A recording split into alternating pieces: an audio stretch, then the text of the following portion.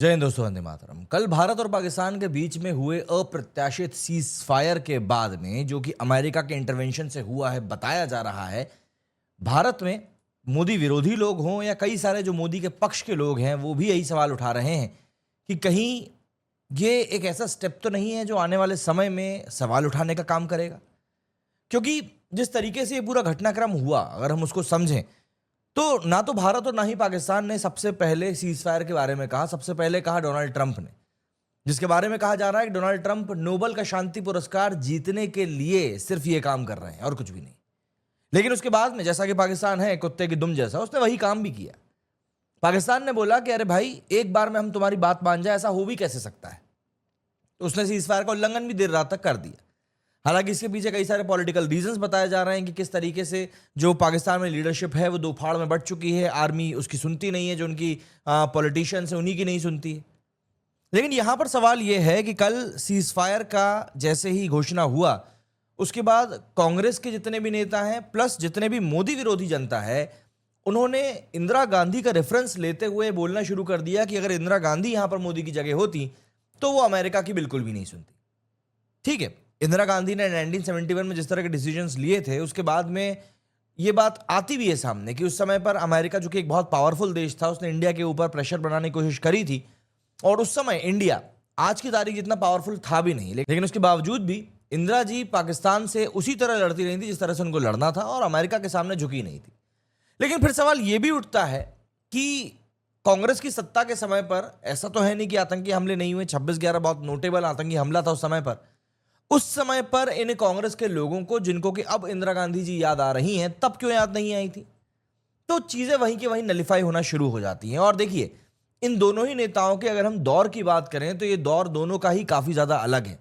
इंदिरा गांधी के सामने जो चुनौतियां थीं, आज वो चुनौतियां अब काफी हद तक बदल चुकी हैं। काफी हद तक क्या, पूरी तरीके से बदल चुकी हैं। पाकिस्तान आज की तारीख में एक न्यूक्लियर पावर देश बन चुका है और पाकिस्तान के पीछे अमेरिका सिर्फ अपने पॉलिटिकल एजेंडास को लेकर ही नहीं, बल्कि इंडिया को चेक करके रखने के लिए भी साथ देने के लिए पूरी तरह आते रहता है।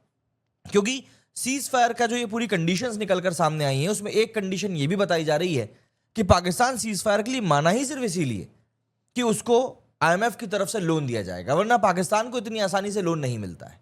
ये आप बात समझिए। तो सवाल फिर वही उठता है कि भाई, आखिर मोदी जी क्या इंदिरा बन सकते हैं या फिर मोदी जी हैं और इंदिरा इंदिरा थी? दरअसल इंदिरा गांधी ने 1971 में अमेरिका की परवाह ना करते हुए बांग्लादेश बनवाया था और पाकिस्तान को सीधे तौर पर घुटनों पर ला दिया था। मोदी जी के पास भी एक तरीके से कहा जाए तो एक वही मौका था जहां पे वो एक डिसाइसिव एक्शन लेकर इतिहास रच सकते थे। यहां पर मैं बात सिर्फ और सिर्फ दो फाड़ करने के लिए नहीं, बल्कि पाकिस्तान को 3 तरीके से फाड़ा जा सकता था। टॉप में आप बात कर सकते हैं आजाद कश्मीर, जो कि पाक ऑक्यूपाइड कश्मीर है, जिसको कि हम बोलते हैं। नीचे चले जाइए बलूचिस्तान, और बीच में आ जाता है बचा हुआ पाकिस्तान। मतलब अगर जो लोग आजादी की मांग कर रहे हैं पाकिस्तान से, अगर उन देशों को भारत आजादी दिलवा देता है तो पाकिस्तान आज के राजस्थान से भी छोटा बचेगा। और खुद वहां की जनता, बलूच जनता जो है, वो खुद ये चीज कह रही है कि ये जो जंग है ये पाकिस्तान वर्सेस इंडिया की नहीं है, बल्कि ये पाकिस्तानी पंजाबियों की भारत के खिलाफ है। क्योंकि जब भी पाकिस्तान में रिसोर्सेज को बांटने की बारी आती है तो उसका दोहन करने के लिए सबसे आगे यही लोग खड़े हुए दिखाई देते हैं। तो सवाल फिर वही है कि क्या मोदी एक डिसाइसिव एक्शन लेकर यहां पर पाकिस्तान का काम हमेशा के लिए तमाम कर सकते हैं? सर्जिकल स्ट्राइक और बालाकोट के बाद में पूरा देश उस समय पर मोदी के साथ खड़ा था। लेकिन इस समय पर ये 2025 में जो सीज फायर हुआ है, इसने कहीं ना कहीं लोगों को सवाल उठाने के लिए मजबूर कर दिया है। क्यों? क्योंकि आज की तारीख में इंडिया, ऑब्वियस सी बात है, फाइनेंशियली ज्यादा ताकतवर है, स्टेबिलिटी इंडिया के पास ज्यादा है, और सबसे बड़ी बात, जो इंडियन आर्मी है वो पाकिस्तान से कहीं ज्यादा कैपेबल है इस वॉर को लड़ने के लिए। आप चाहे रफाल की बात कर लें, और हम लोगों ने S-400 की ताकत तो देख ही ली। इन सब चीजों के साथ में जो हमारी थल सेना है, वायु सेना है और नेवी है, ये सब आज की तारीख में इतना ज्यादा कैपेबल है कि पाकिस्तान टिक नहीं सकता। और देखिए, यहां पर एक बहुत बड़ा गणित है जो निकलकर सामने आता है। अगर नरेंद्र मोदी पाकिस्तान से जंग लड़के इस जंग में पाकिस्तान को घुटनों पर ला देते तो दुनिया के सबसे ताकतवर नेता के तौर पर उनका चेहरा ही प्रोजेक्ट किया जाता। फिर उसके बाद में ना तो ट्रंप की कोई बात करता, ना पुतिन की कोई बात करता। और कहीं ना कहीं राजनीतिक हलफनामों में यह बात भी चल रही है कि इसीलिए अमेरिका नहीं चाहता था कि भारत इस जंग को लंबा खींचे, क्योंकि जंग को लंबा खींचने का सीधा सीधा मतलब एक ही था कि भारत इस जंग को जीतने के करीब पहुंचता जाता। पाकिस्तान के में इतनी कैपेबिलिटी नहीं थी कि वो इस जंग को जीत सकता। पाकिस्तान के कुछ ड्रोन जरूर भारत में आके गिरे, लेकिन जितने उसने छोड़े थे उसके 1 या 2% ही भारत की जमीन को टच कर पाए, बाकी तो भारत ने हवा में ही इंटरसेप्ट कर दिए। भारत की जनता हमारे देश की सरकार के साथ में इस तरीके से खड़ी हुई थी कि बस पूछिए मत, कोई सवाल उठा ही नहीं रहा था भारत सरकार के किसी भी फैसले के ऊपर। कुछ लोग थे जो डी एस्केलेशन का रोना रो रहे थे, लेकिन ये वही लोग हैं जो अब इंदिरा गांधी की बात कर रहे हैं। मतलब पहले बोल रहे थे वॉर रोक दो पापा, और अब जब मोदी जी ने सीज फायर करा दिया, रोक दिया, तो अब बोल रहे हैं कि अरे बताओ इंदिरा होती तो ऐसा कभी नहीं करती। तो ऐसे दोगले लोगों की तो देखिए बात करना ही नहीं, क्योंकि इन दोगले लोगों का कोई मान ईमान नहीं होता। ये सिर्फ अपना फायदा देखकर अपना लोटा जो है उस तरफ झुका देते हैं। इस समय पर 2 तरह के सवाल हैं। पहला है राजनीतिक सवाल, और जहां पर कांग्रेस वर्सेस बीजेपी की बात चल रही है, और दूसरा है मोदी समर्थकों का जो चाहते थे कि इस बार कुछ बड़ा हो जाए, कुछ ऐसा हो जाए कि पाकिस्तान जो वक्त वक्त पर भारत को जख्म देने का नाम करता है उसका परमानेंट इलाज हो जाए। आखिर कब तक हमारे देश के लोग इन पाकिस्तान के प्रॉक्सी वॉर्स के चक्कर में खत्म होते रहेंगे? कब तक हमारे देश की सैन्य शक्ति इस घटिया से देश के पीछे लगी रहेगी? हम लोग चाहें तो क्या कुछ नहीं अचीव कर सकते? हम लोग ना चाहते हुए भी इस समय पाकिस्तान के साथ लड़ने के लिए मजबूर हैं, क्योंकि ये एक ऐसा देश है, एक ऐसा पड़ोसी है जिससे हम पीछा नहीं छोड़ा सकते चाहकर भी। तो ये ऑब्वियस सी बात है, एक मौके के तौर पर था। जितने भी सपोर्टर्स हैं उनका मानना है कि मोदी जी के पास वही मौका था जो नेहरू जी के पास, शास्त्री जी के पास और इंदिरा जी को मिला था, पाकिस्तान को ऐसा सबक सिखाने का कि वो लंबे समय तक मुंह बंद करके बैठे। लेकिन आप एक बात ध्यान रखिए, पाकिस्तान उन देशों में से है जो कि कभी भी लड़ाई झगड़े जंग से ऊपर उठ ही नहीं पाते।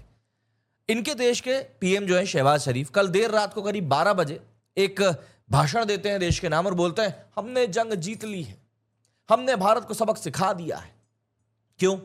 इन्होंने ये सिर्फ इसीलिए कहा कि इनकी जनता इनको ही सबक सिखाने ना लग जाए, क्योंकि इनको पता है ये एक फेल्ड स्टेट है। इंडिया ने इनके एयरबेसेस को इतना नुकसान पहुंचा दिया है कि इनको उस नुकसान की भरपाई भी वो लोन के पैसे से करनी पड़ेगी।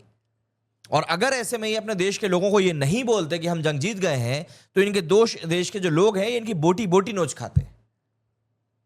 अगर आप इस बात को समझिए, अगर पाकिस्तान के टुकड़े हो जाते हैं, जैसे कि बलूचिस्तान हो जाता है, पीओके अलग हो जाता है, तो भारत को स्थायी शांति मिल जाएगी, क्योंकि पीओके और जो आजाद कश्मीर वाला एरिया है उस एरिया में ही ये लोग टेररिज्म को हार्बर करते हैं, वहीं पर पालते पोसते हैं। अगर वो जगह ही नहीं बचेगी तो फिर ये क्या करेंगे, और करेंगे भी तो बहुत छोटे लेवल पर रह जाएगा। इनके झूठ भी तो इतने एक्सपोज होते हैं। ये कह रहे थे कि भारत ने अफगानिस्तान के ऊपर भी हमला किया है। अफगानिस्तान में जो तालिबान बैठा हुआ है वो इस बात का खंडन कर रहा है कि नहीं, इंडिया ने ऐसा कुछ किया नहीं है, पाकिस्तान फेक न्यूज फैला रहा है। इंदिरा गांधी ने 1971 में अपनी चुप्पी को एक ऐसी रणनीति में बदला था जिसका दुनिया ने पूरा नजारा देखा था, और पाकिस्तान के ऊपर उसको दो फाड़ करके एक निर्णायक विजय हासिल करी थी। आज मोदी जी के पास में क्या नहीं है, उनके पास में एक ऐसी उनके खुद के ही रूप में ऐसी लीडरशिप है जो कि दुनिया के सामने अपना लोहा मनवाती है। राफेल की बात कर लीजिए, S-400 जैसे मॉडर्न वेपन्स की बात कर लीजिए, तो क्या इनको हमने सिर्फ दिखाने के लिए रखा हुआ है या सामने वाले को डराने के लिए रखा हुआ है? हमने इनका इस्तेमाल करके देखा कि किस तरीके से हम आज की तारीख में अपनी ताकत को बहुत गुना बढ़ा चुके हैं। अगर मोदी जी ग्लोबल डिप्लोमेसी के दबाव में आकर या किसी और दबाव में आकर इस पॉइंट ऑफ टाइम पर पाकिस्तान का कुछ परमानेंट इलाज नहीं करते हैं, तो हम इस बात को डिनाई नहीं कर सकते कि आने वाली जनरेशन सवाल करेंगी। इंदिरा वर्सेस मोदी का कंपैरिजन करना आसान नहीं है, लेकिन लोग बोलेंगे, क्योंकि 1971 और 2025 दो अलग अलग काल हैं।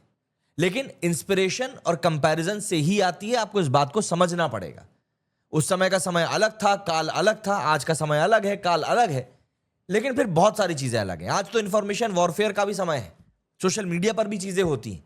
आज की तारीख में देश का हर एक नागरिक, उसके द्वारा करी गई हर एक पोस्ट एक गोली की तरह होती है। 1971 में पाकिस्तान के पास में न्यूक्लियर वेपन्स नहीं थे, इसीलिए मिलिट्री एक्शन उस समय पर काफी ज्यादा आसान था। इंदिरा गांधी जी के पक्ष में एक ये बात जाती है। इंदिरा गांधी जी ने उस समय पर यूएसएसआर से स्ट्रेटेजिक टाई अप भी किया था और निक्सन के दबाव को सीधे तौर पर काट दिया था।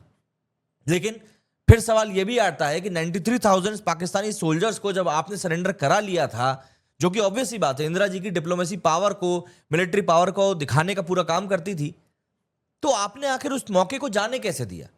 उन 93,000 सैनिकों के दम पर आप चाहते तो आप कश्मीर का हर मुद्दा वहीं पर सॉल्व कर सकते थे। आज की चुनौती काफी अलग है। पाकिस्तान एक न्यूक्लियर पावर बन चुका है।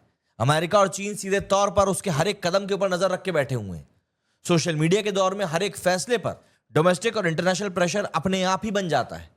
उसके बावजूद भी भारत आज पहले से ज्यादा आर्थिक तौर पर और सैन्य तौर पर मजबूत है। हम इस बात को डिनाई नहीं कर सकते। 93,000 सोल्जर्स के सरेंडर की जब बात आती है तो उसके साथ ही एक बात आती है शिमला समझौते की, जहां पर इंदिरा जी ने 93,000 सिपाहियों को वापस कर दिया था, लेकिन कश्मीर के इशू को सॉल्व नहीं किया था। इंदिरा के ऊपर आरोप यह भी लगते हैं कि उस समय के 54 भारतीय प्रिजनर्स ऑफ वॉर्स जो थे, उनको लेकर भी कोई डील नहीं करी गई थी, जो आज तक पाकिस्तान में लापता हैं। बल्कि अब तो लगता है कि शायद वो अपने जीवन को भी खत्म कर चुके होंगे, शहीद हो चुके होंगे। इंदिरा जी के बारे में जब जब ये बात होगी कि वो कितनी महान नेता थी, तब तब ये सब बातें भी उसके साथ चलेंगी और शिमला समझौता उस पर बिल्कुल एक तीर की तरह बैठा मिलेगा। मोदी समर्थक कहते हैं कि जब बात अभिनंदन की आई तो हमने उनको छुड़वाया। इंदिरा के कंपैरिजन में यह भी एक बहुत बड़ा मुद्दा बनता है। अब देखिए, ये जो कंपैरिजन है, क्योंकि काल अलग है उस कारण से नहीं होगा, यह संभव नहीं है। क्योंकि लोगों को अगर आप इतनी टेक्निकलिटी में समझाने जाएंगे तो लोग इतने होशियार नहीं है आज की तारीख में कि वो आपकी बैठ के सुनेंगे। अगर आप मुझे यहां पर बैठकर सुन रहे हो तो कहीं ना कहीं आप इस बात को मानते हो। भारत आज की तारीख में दुनिया का एक ऐसा देश है जिसकी तरफ दुनिया देखती है, और अगर भारत ने ऐसा कुछ कर लिया कि दुनिया उसके सामने नजर उठाने के काबिल नहीं बचेगी, तो ऑब्वियस सी बात है कई सारे लोगों को नीचा देखना पड़ेगा, और ट्रंप उनमें से ही एक है। यहां पर ट्रंप के रोल के बारे में बात हो रही जो बहुत ही सस्पिशियस लग रहा है। उन्होंने शांति के नाम पर मोदी को कहीं ना कहीं साइडलाइन करने का काम किया है। क्यों? क्योंकि बंदे को पता है कि अगर मोदी को साइडलाइन नहीं किया तो मोदी पूरी की पूरी लाइमलाइट खा जाएगा, क्योंकि मौके पर मोदी खड़ा है। पाकिस्तान ने सीजफायर का इसके बाद वायलेशन किया, उसके बाद ट्रंप की तरफ से क्या बात आया? ट्रंप अपने आप में इतना बड़ा जोकर बन गया, इतनी बड़ी शर्मिंदगी बन गया कि उसके बाद कुछ कहने लायक बचा नहीं। और इसी के कारण जो लोग मोदी के ऊपर उंगली उठाकर बोल रहे थे कि नहीं मोदी जो है कभी इंदिरा नहीं बन सकता, इसी कारण से मोदी जी का आप किस्मत देखिए, बंदे को फिर मौका मिल गया एक मुंहतोड़ जवाब देने का। अभी सुबह से किसी तरह के कुछ कांड नहीं हुआ पाकिस्तान की तरफ से, लेकिन कोई भरोसा नहीं है कि रात होते होते तक ये पाकिस्तान फिर से अपनी कारगुजारी के ऊपर आ जाए, अपनी औकात पर आ जाए।